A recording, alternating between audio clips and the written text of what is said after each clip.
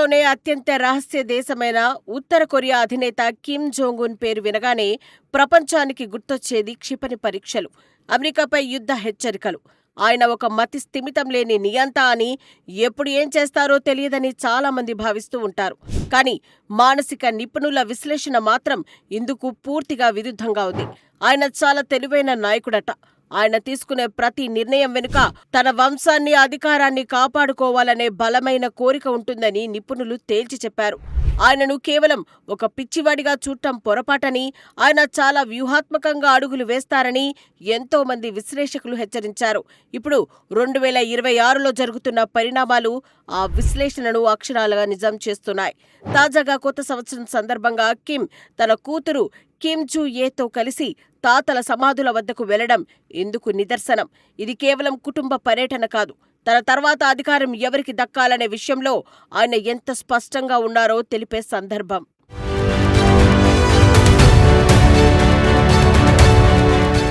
నిత్యం క్షిపణి పరీక్షలతో వార్తల్లో నిలిచే ఉత్తర కొరియాలో రాజకీయ వారసత్వంపై మరోసారి ఊహాగానాలు ఊపందుకున్నాయి. ఆ దేశ అధినేత కిమ్ జోంగ్ ఉన్ తన కూతురు కిమ్ జూ ఏను మరోసారి ప్రపంచం ముందుకు తీసుకొచ్చాడు. అయితే ఈసారి ఆమె కనిపించిన సందర్భం, వేదిక చాలా ప్రత్యేకమైనవి కావడంతో ఆమెనే కాబోయే ఉత్తర కొరియా రాణి అనే చర్చ జరుగుతోంది. కిమ్ వంశం అత్యంత పవిత్రంగా భావించే ప్రదేశానికి ఆమెను తీసుకెళ్లడం ఇప్పుడు అంతర్జాతీయ స్థాయిలో హాట్ టాపిక్ గా మారింది.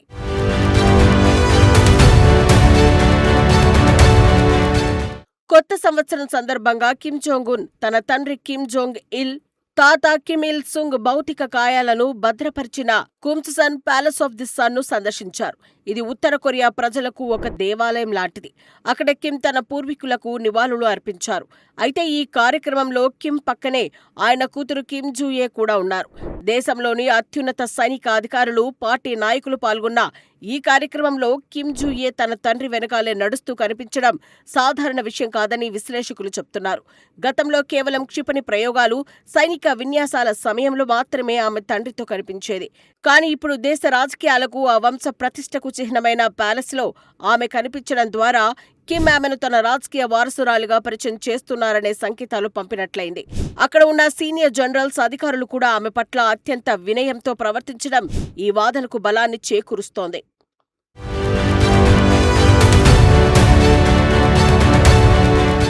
దక్షిణ కొరియా నిఘా వర్గాల సమాచారం ప్రకారం కిమ్ జూ ఏ వయసు ప్రస్తుతం 12 లేదా 13 ఏళ్లుండొచ్చు. చిన్న వయసులోనే ఆమెకు పాలనా వ్యవహారాలు, సైనిక విషయాలపై అవగాహన కల్పిస్తున్నట్లు తెలుస్తోంది. ఉత్తర కొరియాలో మహిళలు నాయకత్వ బాధ్యతలు చేపట్టడం చాలా అరుదైనప్పటికీ కిమ్ తన కూతురు విషయంలో మాత్రం చాలా స్పష్టమైన ప్రణాళికతో ఉన్నట్లు కనిపిస్తోంది. ఈ ప్యాలెస్ విజిట్ ద్వారా తదనంతరం దేశాన్ని నడిపించేది తన కూతురే అని కిమ్ దేశ ప్రజలకు, సైన్యానికి పరోక్షంగా సందేశం ఇచ్చారని నిపుణులు భావిస్తున్నారు. కిమ్ అనారోగ్య సమస్యల గురించి అడపాదడపా వార్తలు వస్తున్న నేపథ్యంలో వారసత్వ పగ్గాలు ఎవరికి దక్కుతాయనే ఉత్కంఠకు ఈ ఘటన కొంతమేర తెరదించినట్లయింది. భవిష్యత్తులో ఆమె పాత్ర మరింత క్రియాశీలకంగా మారే అవకాశం ఉందని అంతర్జాతీయ పరిశీలకులు అంచనా వేస్తున్నారు.